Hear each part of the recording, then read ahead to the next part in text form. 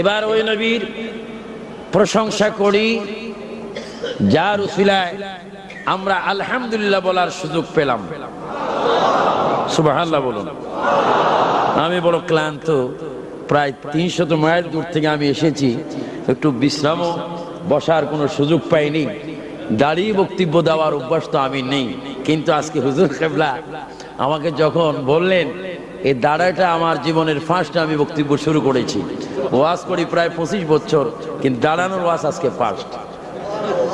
যা হোক, যে মহান আল্লাহ তাআলা কে আমরা পেয়েছি, আল্লাহকে আমরা চিনেছি, আল্লাহর ইবাদত আমরা করতেছি, যে মহান আল্লাহকে আমরা পাওয়ার জন্য এত পরিশ্রমের মাধ্যমে আজকে মসজিদে প্রবেশ করেছি, যার কারণে ইসলাম পেলাম, কোরআন পেলাম, আল্লাহ পেলাম, ধর্ম পেলাম, কর্মে পেলাম, সব কিছু পেলাম, জীবন পেলাম, যৌবন পেলাম। সেই মহানবী, আটখানা বেহেশতের মালিক নবী, কাউসারের মালিক নবী, কাবার কাবা নবী, দোনো জাহানের তারানেওয়ালা নবী, আমাদের সকলের কবর ও হাসর ও মিজান ও পুরসরাতের একমাত্র কান্ডারি বিশ্ব নবী।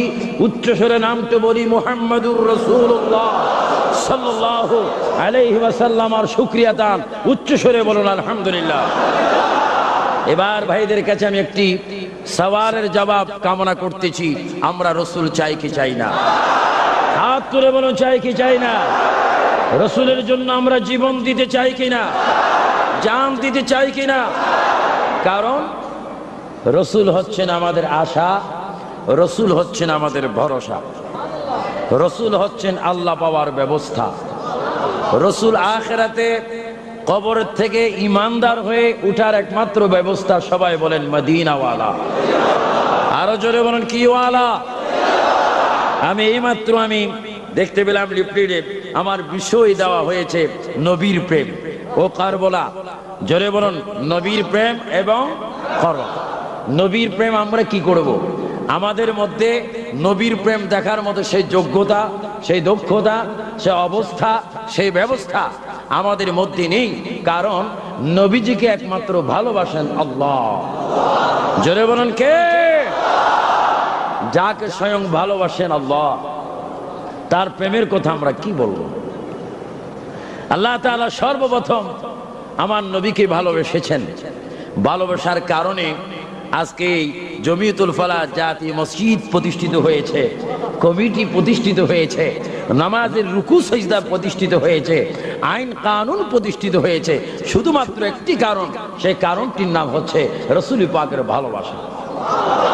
জোরে বলুন না সুবহানাল্লাহ।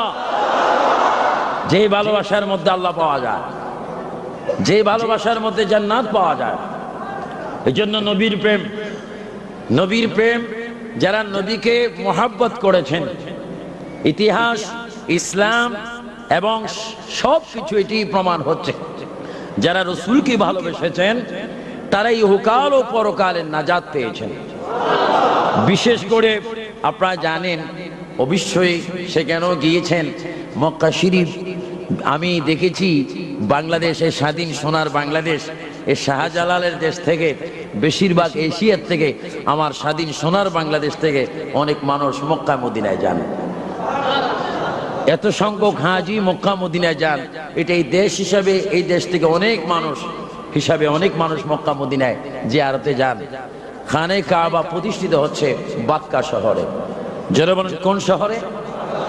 রাসূল পাকের গ্রামটির নাম হচ্ছে মক্কা, বাক্কা।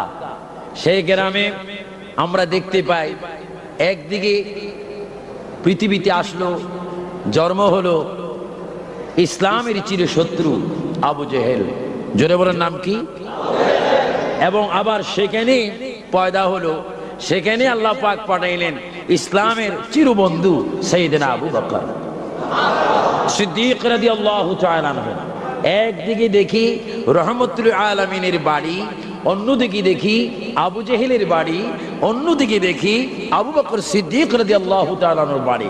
কিন্তু রসুলকে কেউ দেখে চির বেঈমান হলেন, আবার কেউ দেখে চির ইমানদার হলেন।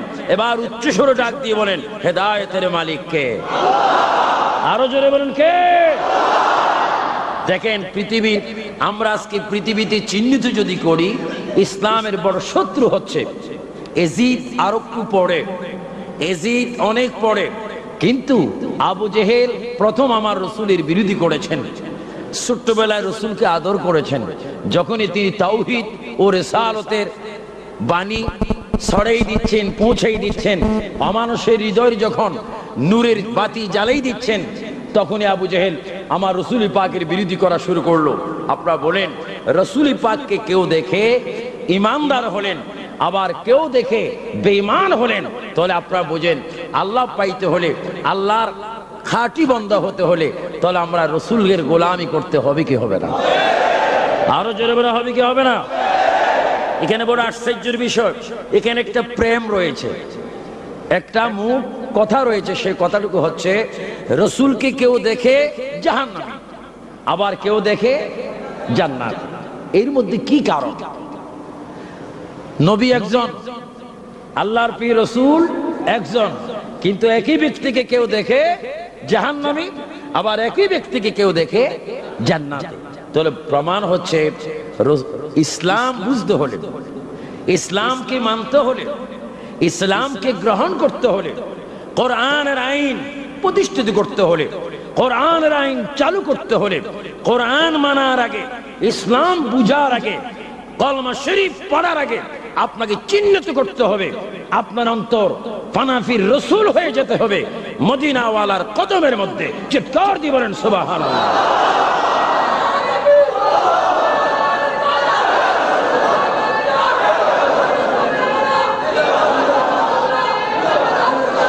আল্লাহর প্রিয় নবী, বিশ্ব নবী মুহাম্মদুর রাসূলুল্লাহ সাল্লাল্লাহু আলাইহি ওয়াসাল্লাম, তিনি এমন নবী যাকে দেখলে জান্নাতি হয়, যাকে দেখলে জাহান্নামের আগুন হারাম হয়, যাকে দেখলে আল্লাহ পাওয়া যায়।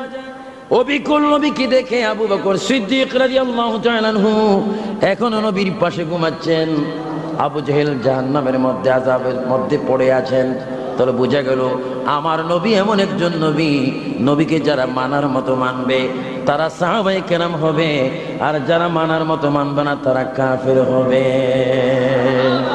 এবার আমার ভাইরা, তাহলে বোঝা গেল সাইয়েদনা আবু বকর আমার নবী কেমন ভালোবেসেছেন, জান দিয়ে, মাল দিয়ে, ধন দিয়ে, তন দিয়ে, জীবন দিয়ে, যৌবন দিয়ে, অর্থ দিয়ে, সব কিছু দিয়ে আল্লাহর নবীকে যিনি ভালোবেসেছেন তিনি আবু বকর হয়েছেন, আর যিনি ভালোবাসতে পারেনি তিনি আবু জেহেল হয়েছেন। এবার জোরে শোনা আওয়াজ দিয়ে বলুন, হেদায়েতের মালিক কে? নবীর প্রেম আল্লাহ রাব্বুল আলামিন এজন্য হাদিসে কুদসির মধ্যে বলেন, আমি আপনি নবীকে কি ভালোবাসবো? আল্লাহ পাক বলেন, আল্লাহ পাক বলেন কি বলেন? লাউলা কালামা খালাকাতুল আফলাক। এটা প্রথম কথা হচ্ছে আল্লাহ পাক বলেন, বন্ধু রাসূলুল্লাহ, বন্ধু হাবিবুল্লাহ, বন্ধু রাহমাতুল আলামিন, বন্ধু মুস্তাফা, বন্ধু মুস্তাফা, বন্ধু হাবিবুল্লাহ, আমি যদি আপনাকে সৃষ্টি না করতাম, আপনাকে যদি আমি ভালো না বাসতাম, আমি কিছুই সৃষ্টি করতাম না, আমি যে প্রভু আছি তার প্রমাণ হতো না।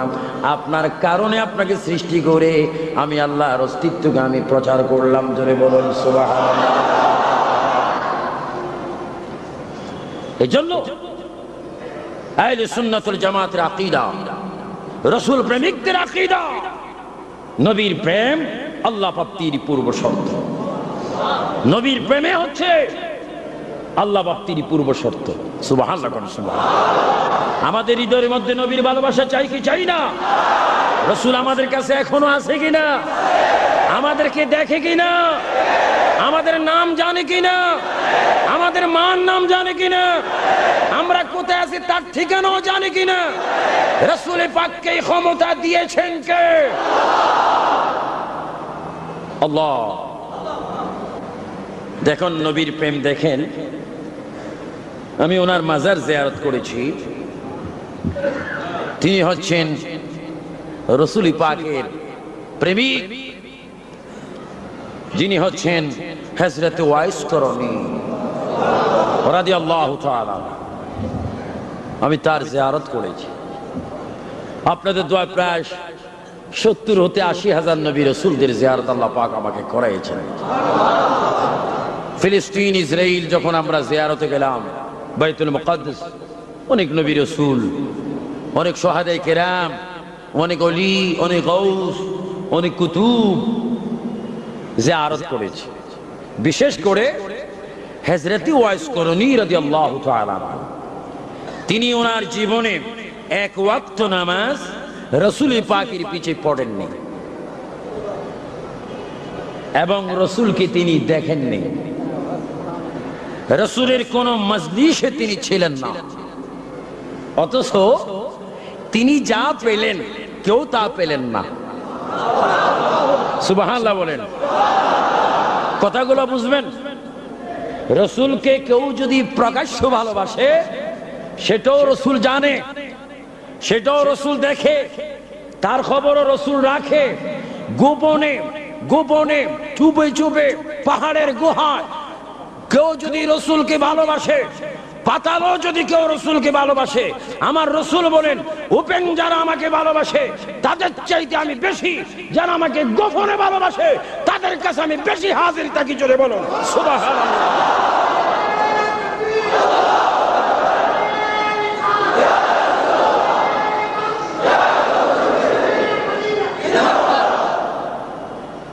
তিনি নবীজির পিছে নামাজ পড়েননি।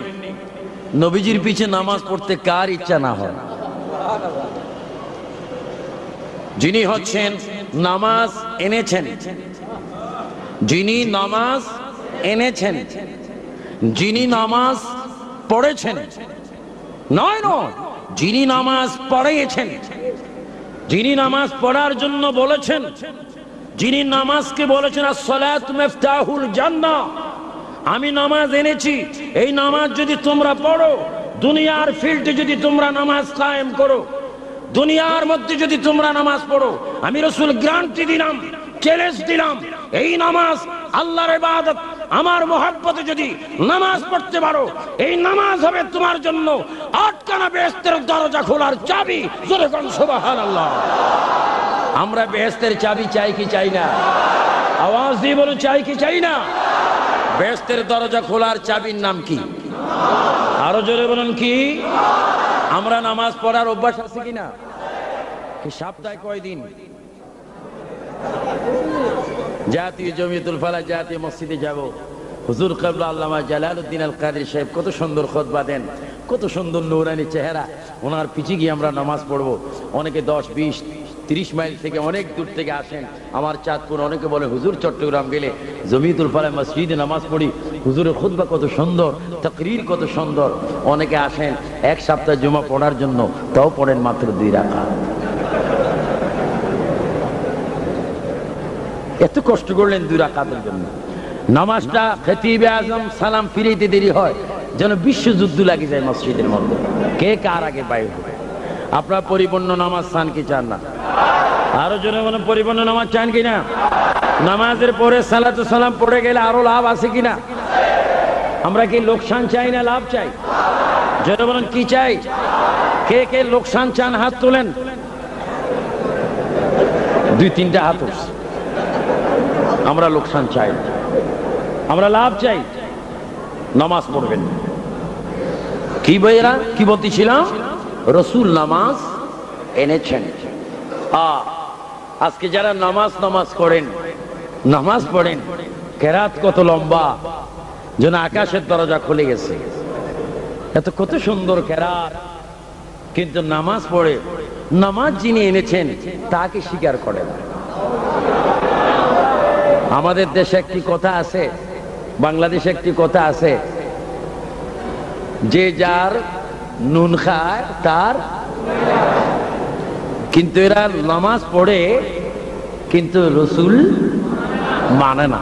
হ্যাঁ, রাসূল মানে, এইভাবে মানে আমি যেমন রাসূল তেমন।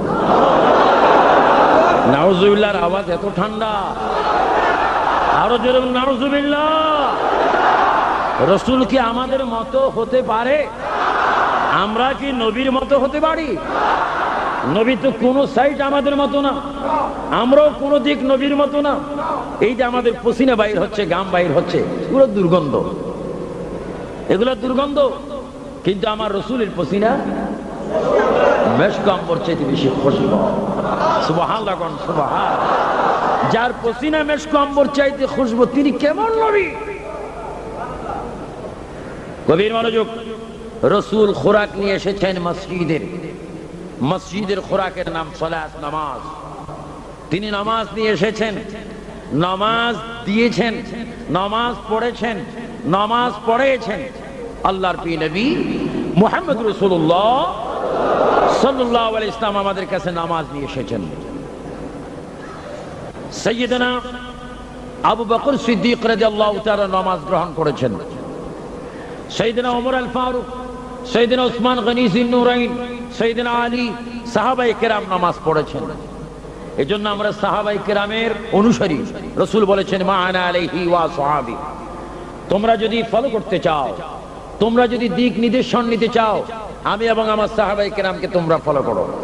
প্রতিটি সাহাবায়ে কেরাম যদি, প্রতিজন সাহাবায়ে কেরাম যদি নামাজ পড়তে পারেন, সুন্নি ভাইয়েরা, রসুল প্রেমিক ভাইয়েরা, শাহজালালের প্রেমিক ভাইয়েরা, তরিকতের প্রেমিক ভাইয়েরা, হুজুর গৌসে পাকের ভক্ত ভাইয়েরা, হুজুর খাজা গরিবে নামাজের প্রেমিক ভাইয়েরা উচ্চ স্বরে জমিয়তুল ফালাহ জাতি মসজিদে শহাদায়ে কারবালার 10 দিন ব্যাপী সমাপ্তি দিবসের মাহফিলে আপনি উচ্চ স্বরে বলেন, আমরা সুন্নি হয়ে আল্লাহর জমিনে নামাজ কায়েম করতে চাই কি চাই না? এই জন্য নামাজ পড়তে হবে আল্লাহর ভয়ে, নামাজ পড়তে হবে আল্লাহর ইবাদত। এই কথাগুলো আজকে মনে রাখবেন।